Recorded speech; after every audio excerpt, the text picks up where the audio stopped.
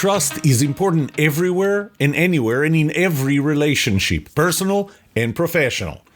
But still, I'll admit that most questions and requests that I get about trust are in the organizational setting. Most of the keynotes, most of the workshops that I delivered were to organizations, mainly companies, worried about the low levels of trust that they experience. Trust is needed in every organization, but it is needed in multiple places and for multiple reasons. Much research was done about the benefits of high trust to the organization, whether to the employees, teams within the company, or the company outcomes. But that trust is needed everywhere in the organization and not just in one relationship. This episode addresses all the areas in the organization where trust is needed and why it is important in each one.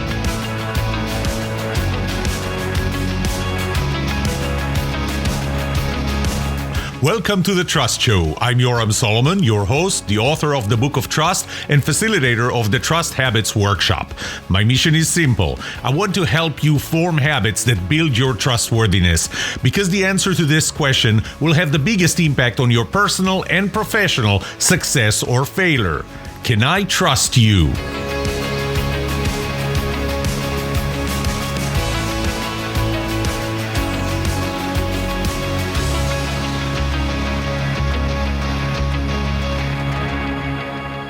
There is no priority to the different areas in the organization where trust is needed. I'll start with trust within teams. And I'm not going to cover the statistics and the numbers because I've done that in previous episodes.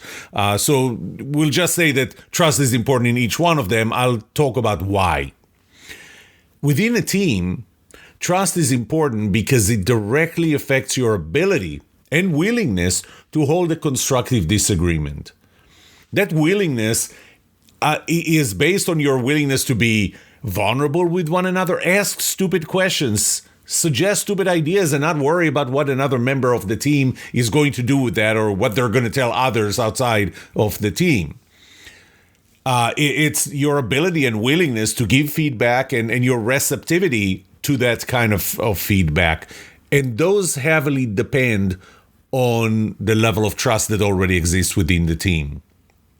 Now, the outcome of this ability to hold a constructive disagreement directly impacts the creativity and the productivity of every member of this team and of this team as a whole. And one of the things that I like to say is that trust is what turns a group of creative, productive, innovative individuals into a creative, productive, and innovative team. So trust is important. Generally, within a team, trust needs to be symmetrical. So every person in the team kind of needs to trust the others at I would say, similar levels. There is no value in trusting members more than trusting other members, because the presence of members within the team and the level of trust that you have in them is what dictates the overall level of trust within the team. And I like to think of the overall level of trust within the team as limited by the level of trust in each, or I should say, in the least trusted member of the team. And this is kind of the bad apple phenomenon that was discussed in research as well.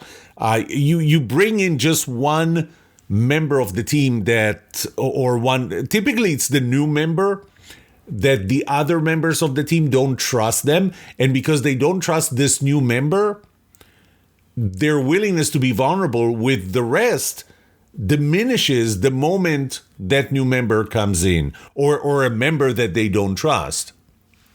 So, and this is why my conclusion is that the overall level of trust within a team is limited by the level of trust in the least trusted member of that team. So that's why trust is important within teams. It directly affects your ability to hold a constructive disagreement, not a destructive one where everything becomes personal and emotional and irrational and, totally unproductive. Not the politically correct one where, you have the meeting before the meeting after the meeting, just not the meeting during the meeting, and where things get closed outside of the meeting room. The constructive disagreement, where all members are there and they can argue passionately and professionally and nothing becomes personal or emotional or irrational, that's when magic happens within teams. And trust affects that directly. Trust is required between different levels, hierarchical levels in the organization. But this time, you're going to see that it's less symmetrical because, the different people at different hierarchical levels in the organizations are in different settings. So let's talk about down. When higher levels in the organization, whether it's a manager, a leader, or the board of directors, looking down, if they trust the people underneath them, they will give them autonomy. And autonomy is something that not only I found, but others have found before me, directly impacts creativity and productivity in that level. When the higher-ups don't trust those below them or the team below them, they will not give them autonomy. They will micromanage them. And as a result, those employees would want to leave. Those employees will definitely not be creative and productive and definitely not be accountable to what they do, because what's the point? What they're going to do is demonstrate a CYA attitude. I'll do exactly what you tell me to. But trust between different levels of the organization is also important in the other direction, going up. So when I trust my leader, when I trust my manager, when I trust the level above me, and here I'm trusting them that they will let me try things and not make it painful if I fail, then I would be willing to try things. I would be willing to fail, as long as I do that for the purpose of advancing the organization, of doing good for the organization, of caring about the organization. And that, my friends, is called accountability. I will be accountable if I trust that the people above me would let me. Because being accountable for success is easy. Everybody's willing to be accountable for success. There is a saying in Hebrew, and I don't know if there's a parallel saying in English. Maybe it came originally from English, that says that success has many fathers, but failure is an orphan. So being accountable for success is easy. I don't need to trust anybody to be accountable, to take credit for success. It's taking credit, or maybe debit, for failure that makes us accountable. But in order to do that, I need to trust the level above me that this is not the end of the world. Because if it is, once again, I'm not going to be accountable. I'm going to do CYA. I'm going to do exactly what I'm told to the letter. And if this fails, ain't my fault. It's their fault. So that's why trust is important between different levels of the organization, going up. And I already talked about going down. And this is where you see that it's actually asymmetrical, although both are needed.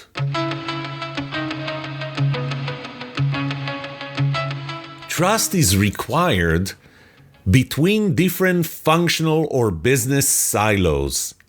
And that I have to admit to you, in many times when I was asked to come into an organization and talk about trust or do workshops on trust, the number one thing that came up, well, often leadership doesn't trust us came up, but in many cases, it was functional or organizational silos. And this is an important topic that I haven't talked about much in the past. So I think that either the next week's episode or one of the next episodes after that, I will talk about silos, trust and organizational silos. But if you think about that, let's talk about a technology company. I spent a big part of my life in technology companies. There is an engineering department. Then there's a marketing and sales department, and actually marketing separate than sales. The engineers, they don't trust salespeople. The salespeople don't trust engineers. And I'll explain why when I explain the different behaviors. And it comes down to several things, one of which is personality compatibility. Typically, different types of people go to those different organizations. But, not today. I won't talk about that today.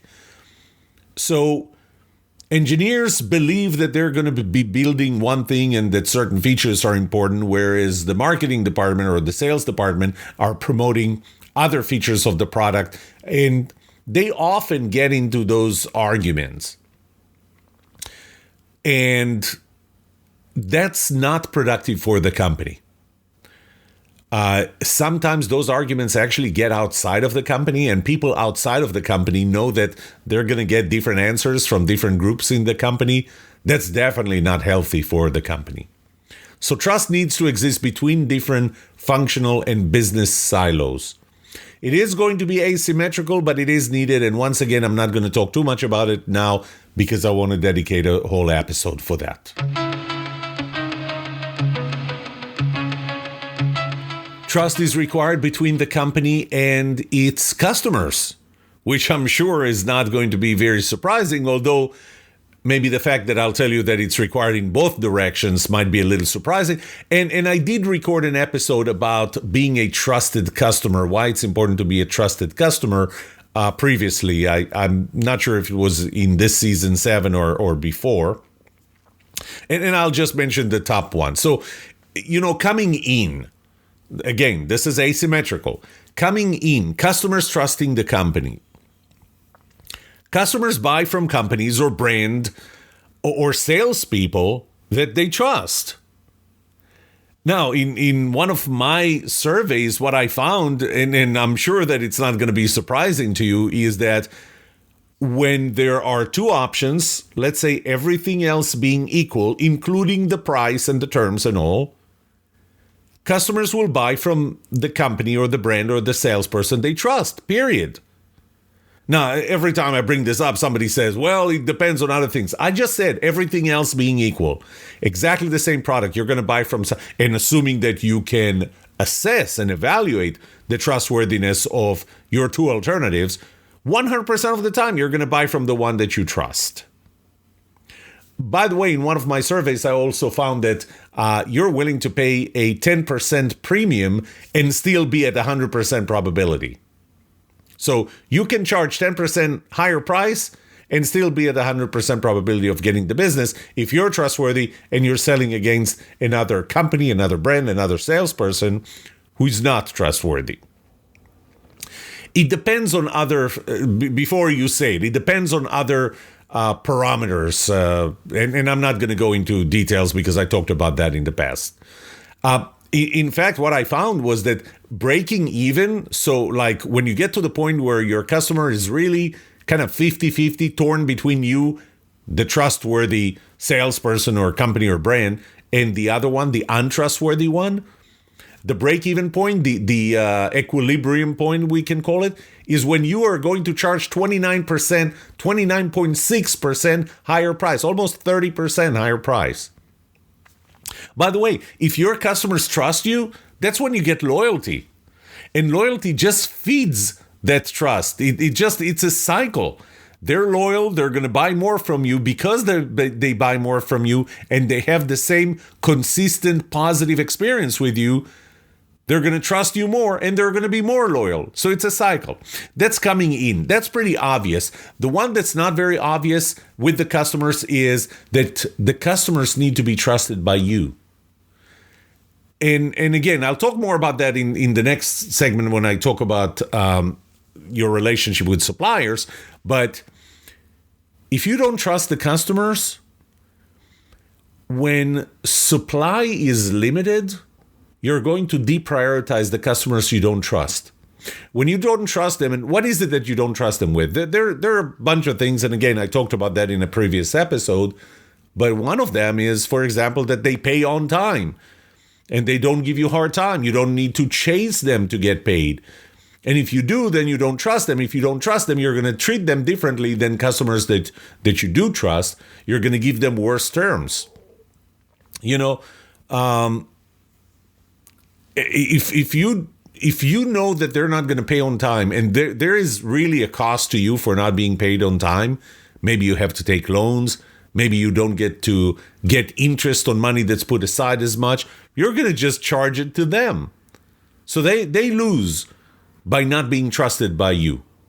So again, need to have trust with the customers in both directions. It's asymmetrical, but it needs to exist in both directions.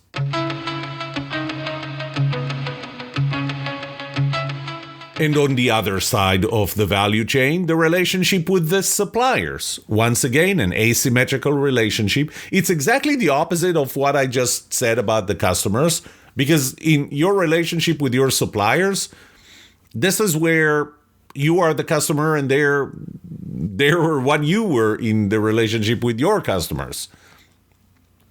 Going in, so this is when the suppliers trust you. Once again, you get better terms. You get better support from them. You get overall better treated by them. And when supplies are low, which happens every now and then, you're going to be prioritized by them because they trust you. Opposite direction, now you're the customer. Well, you still are the customer and they're the supplier, but this time it's about you trusting them. They get your business. If you have alternatives, it's kind of hard when you don't have alternatives, when there's only one supplier that supplies something and you have to buy from them. And sometimes when there is that exclusivity, uniqueness, this type of relationship, the supplier might leverage it, might decide that they don't need to be trusted by you. But the thing is that these things can come back. So even if you're the only supplier, even if they're the only supplier, they should treat you equally. But once again, when we're talking about the relationship going out, this is you trusting them as a supplier. This is why they get the business. You might be willing to pay a premium. You will be a loyal customer to them. So trust is important in the relationship with your suppliers as well. It's asymmetrical, but it's required in both directions. Let's think about the relationships with partners. So partners are not suppliers. Partners are not customers. I'll be honest, I hate it when companies, suppliers that want to offer me things talk to me about partnering with me. It's like, this is not partnership. Partnership is something else. When you're going to offer your services to me or your products to me, and in return for me paying you, that's not a partnership. Partnership is when we share the same customer, that we offer something to the same customer. And I remember back when I was in Texas Instruments, and this was 2003, that I built a partnership relationship with another company that had something that complemented what Texas Instruments had, and we had something that complemented what they had. And together, it was kind of a 1 + 1 = 3, because what we offered together was really the whole product. Each one of us only had part of it, and then we would kind of put the responsibility on the customer to figure out how to put things together. So we worked out a partnership, and the partnership was based on trust. One great relationship would be like, think Intel, the company that makes processors for computers, PCs, and laptops. And they even do that for Apple, Macs, and Microsoft that writes software. It's a partnership. Neither one of them is buying directly from the other, but their products really need to work well together to offer something of value to the customer, and they kind of depend on each other. So it's a mutually beneficial relationship where you rely on them to do their part well, while they rely on you to do your part well, because that's the only way it gets to a 1 + 1 = 3. You can both lose if either one of you does not live up to your commitments. So there has to be a level of trust where you trust your partner to do their part and they trust you to do your part so that you'll deliver the whole thing to a customer as a partnership. So this relationship is a lot more symmetrical in nature. And when I say symmetrical, it's not that you have to have the same level of trust in both directions. It's just that it's the same type of trust. Because, for example, when we're talking about vertically, hierarchically within an organization, it's not the same type of trust that a leader has in followers and followers have in leaders. It's different types. Here with partners, it's typically the same type. So you need to have trust with partners.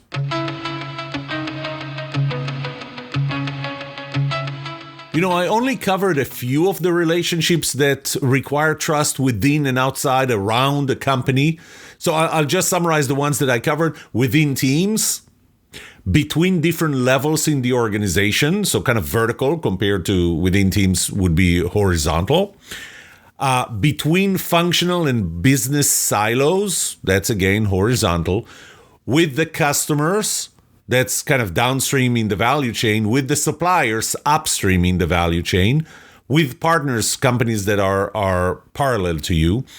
Those are the ones that I covered in this episode, but you need trust in the organizational setting with other entities outside of the company, such as the investors. Whether you're a private or a public company, different types of investors. In private company, you typically know the investors. They typically sit on your board or are represented on your board. In a public company, those investors are people like you and me that buy in the stock market. They still need to trust the company, and the company may need to trust them in how they treat their investments. Distributors, if you're not selling directly to customers, there has to be some level of trust between you and the distributors, maybe you and the retailers. There are a lot of other entities where trust needs to exist. The thing is to keep in mind that every relationship must be treated differently. I mean, being trusted in one relationship does not mean that you're going to be trusted by another relationship. Heck, being trusted by one person does not mean that you're going to be trusted by another person, because remember that trust is relative, and the same behavior that would cause one person to trust you could cause another person to distrust you.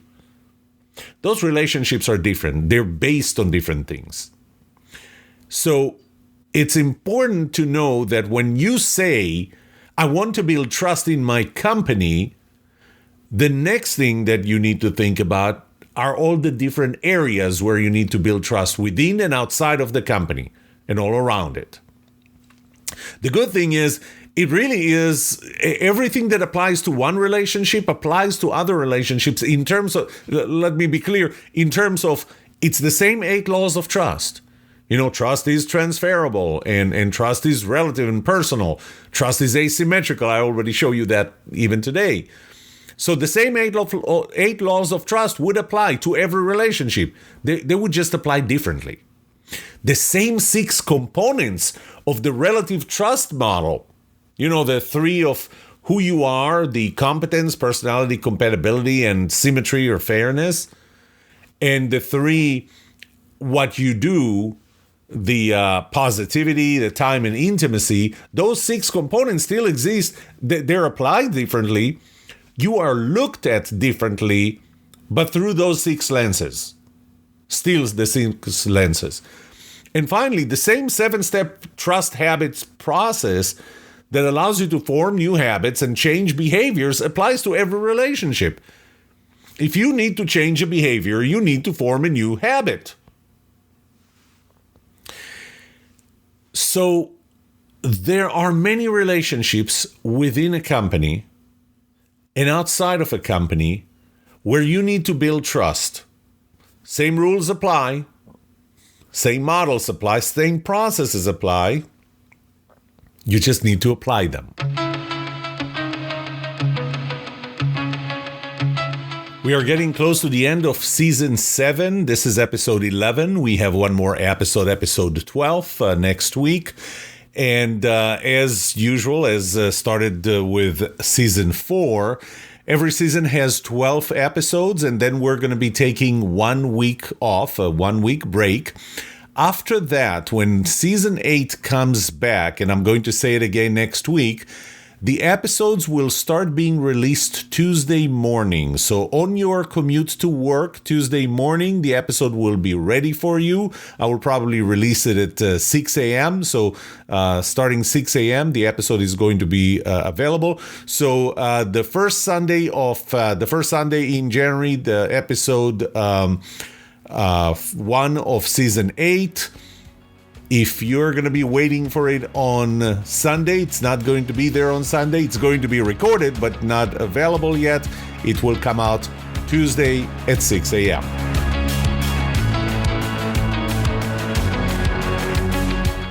What would you like to know about trust and trustworthiness? Let me know and I'll answer it in a future episode. I would love to hear from you.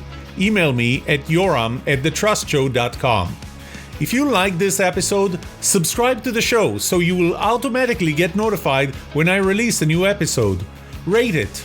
Write a review for this podcast because those ratings help not only you, but also others looking for podcasts just like this.